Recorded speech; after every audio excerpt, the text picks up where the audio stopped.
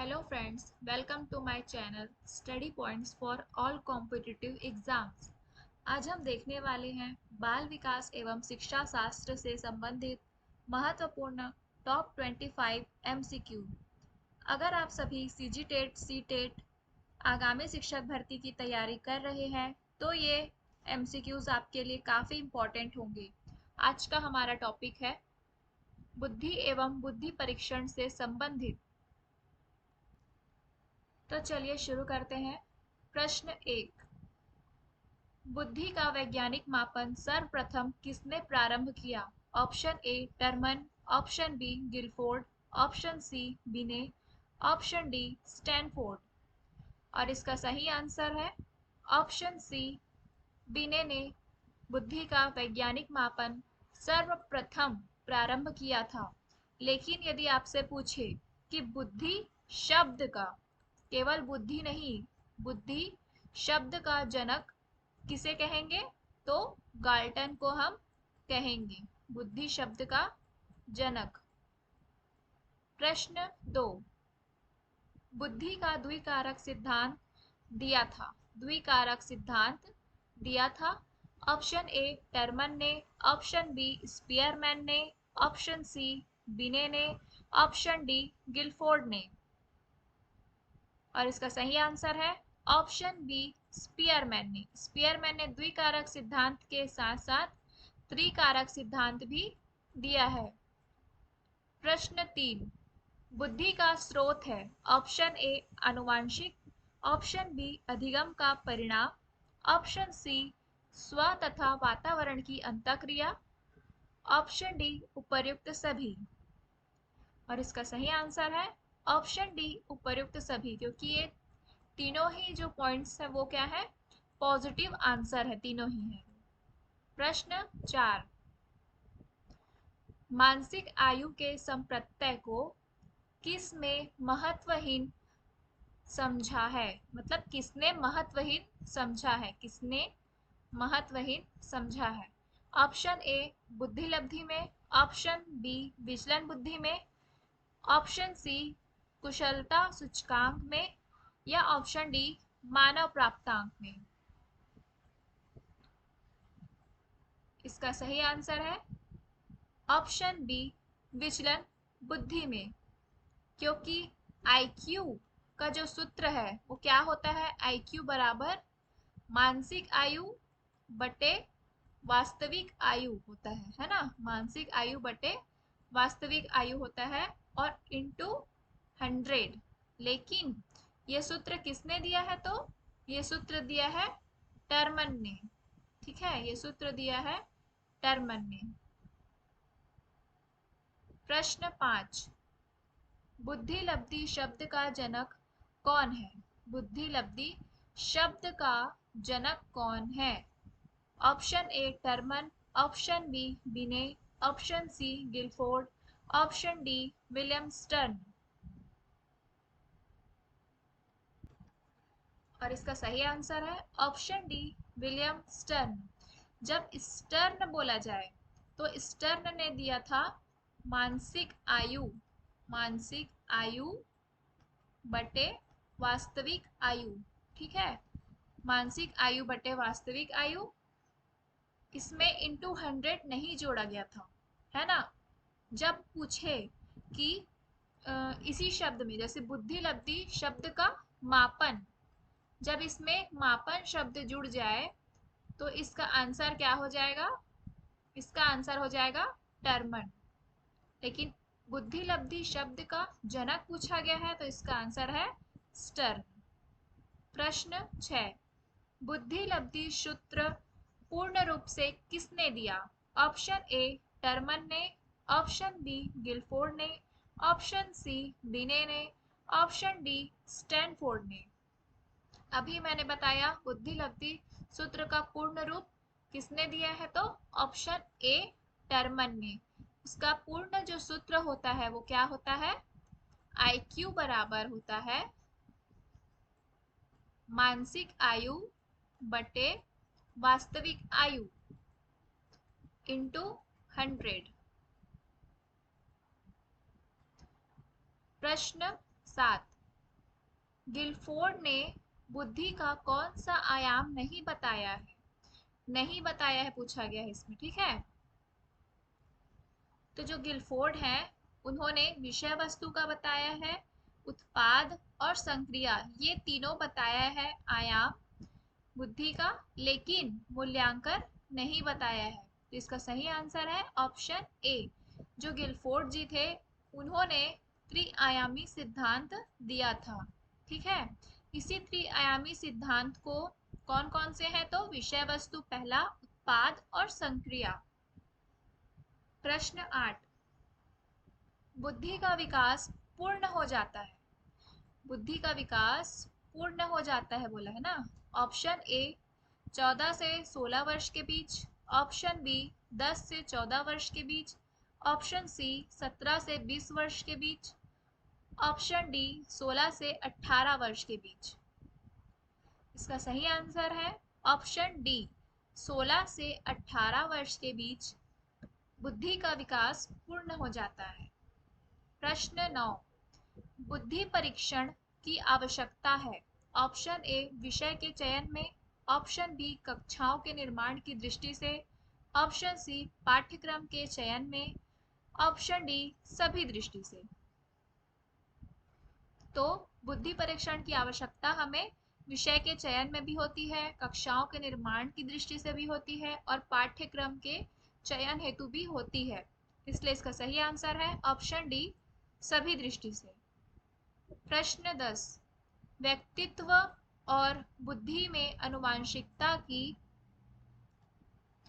Option A नाम मात्र की भूमिका है, ऑप्शन बी एक महत्वपूर्ण भूमिका है, ऑप्शन सी अपूर्वानुमेय भूमिका है, ऑप्शन डी आकर्षक भूमिका है।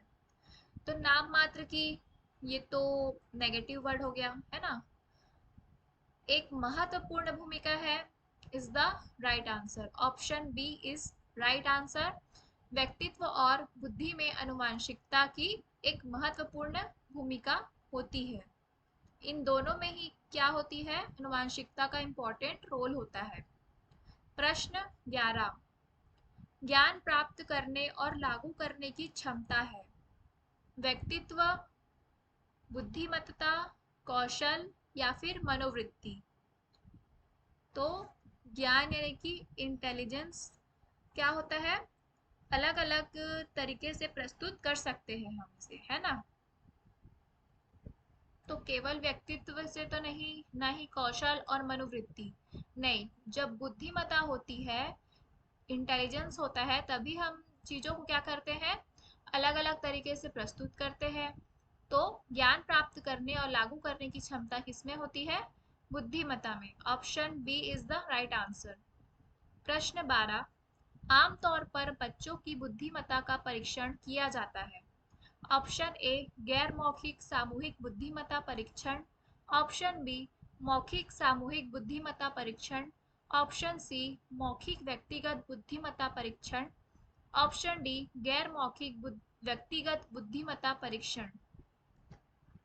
इसका सही आंसर है गैर मौखिक सामूहिक बुद्धिमत्ता परीक्षण।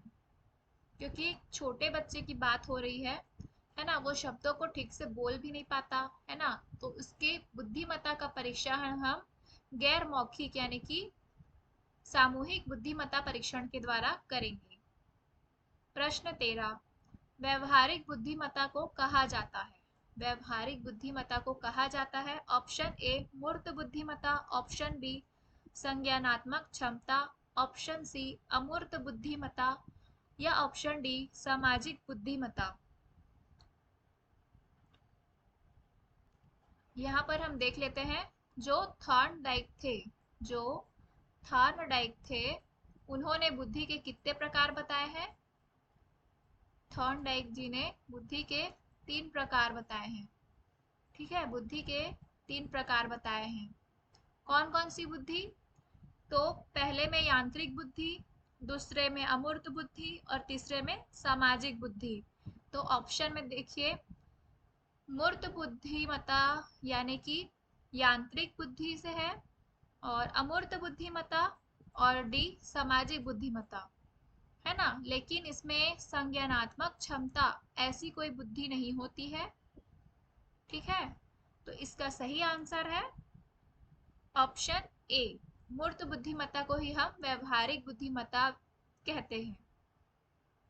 प्रश्न 14, बुद्धि परीक्षण जानने के लिए खाली स्थान उपयोगी है। ऑप्शन ए व्यक्तिगत अंतर, ऑप्शन बी मानसिक मंदता, ऑप्शन सी शैक्षिक पिछड़ापन।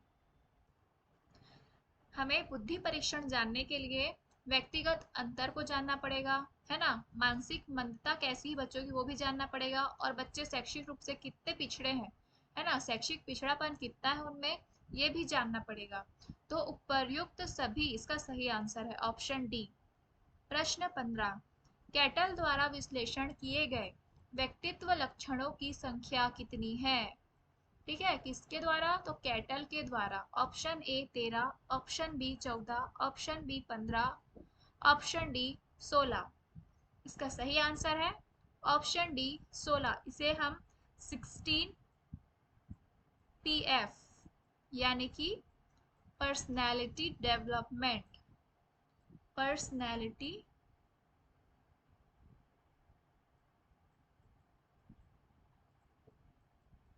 पर्सनैलिटी डेवलपमेंट के नाम से जानते हैं।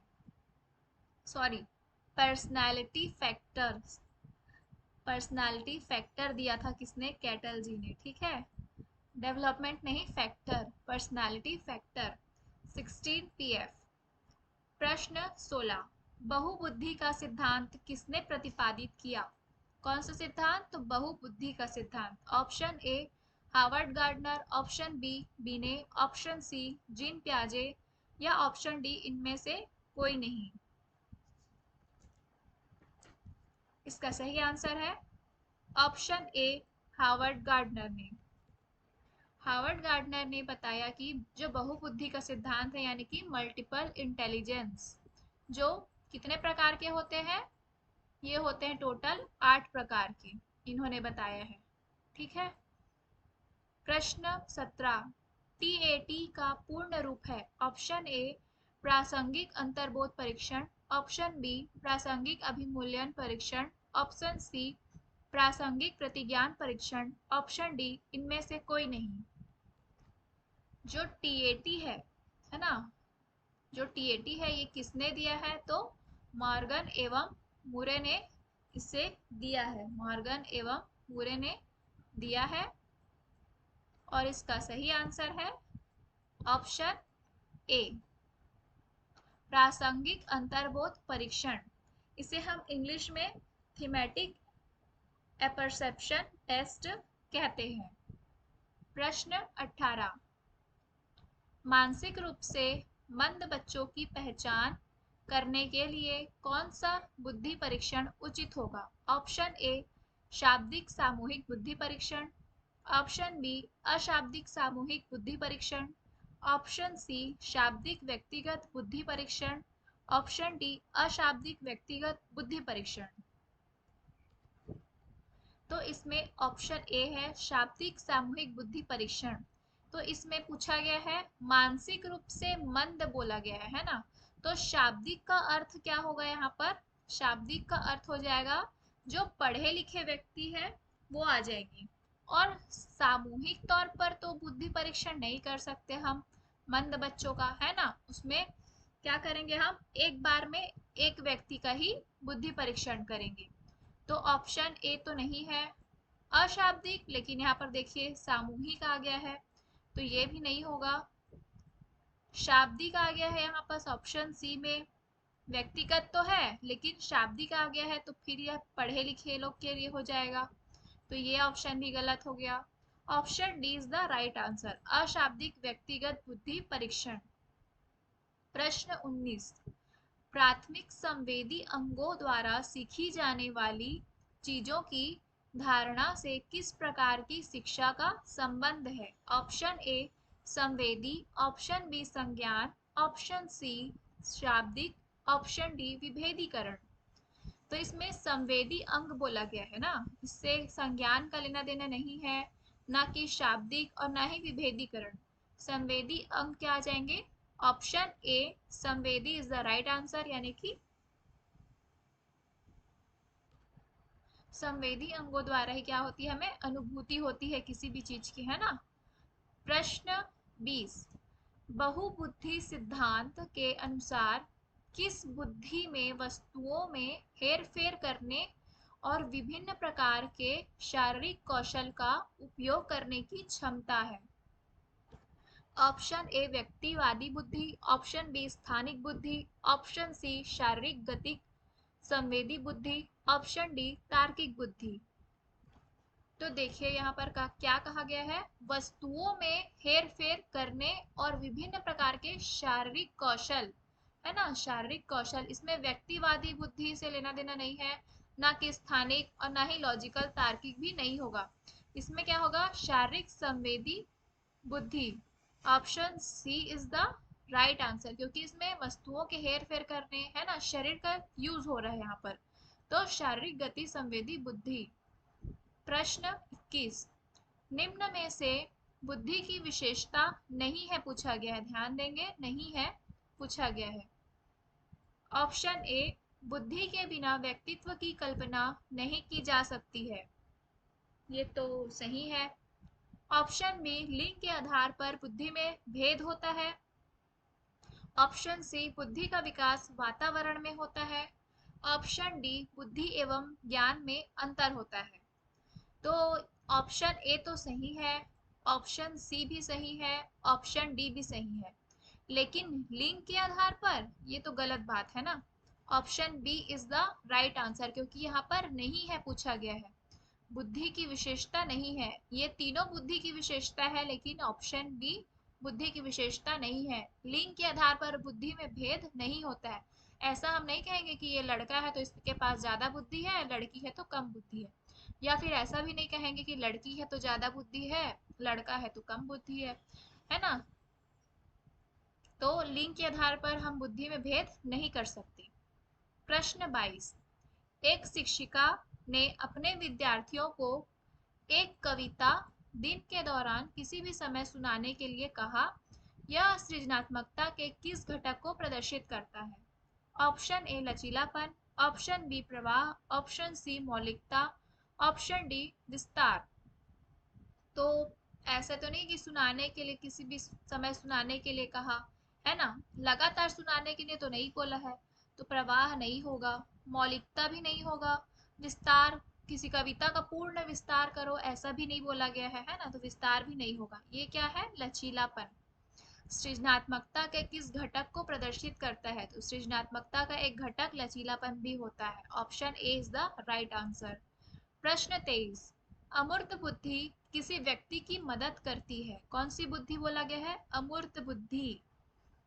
ऑप्शन ए इंजीनियर बनने में, ऑप्शन बी समस्याएं सुलझाने में, ऑप्शन सी औद्योगिक कार्यकर्ता बनने में, ऑप्शन डी सामाजिक कार्यकर्ता बनने में।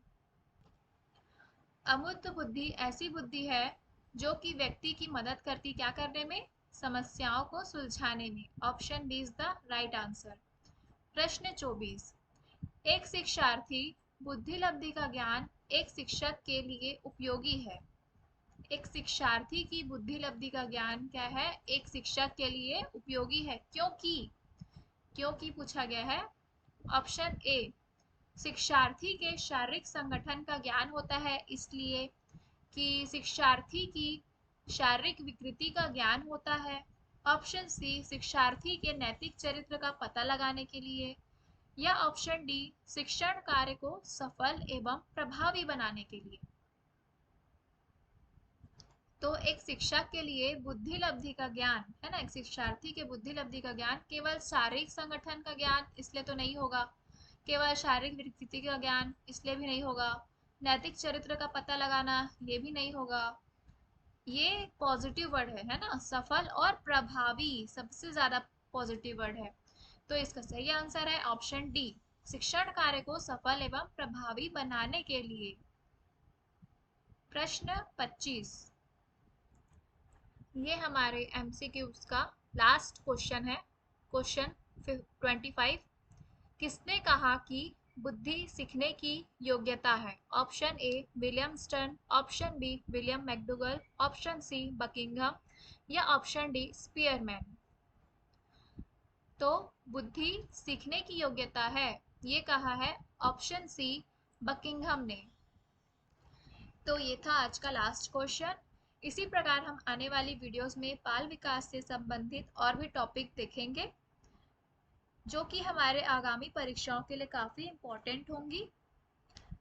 Thank you for watching my videos. Please like, share and subscribe to my channel and press the bell icon जिससे आपको आने वाली वीडियोस की नोटिफिकेशन मिल जाएगी। Thank you for watching my video.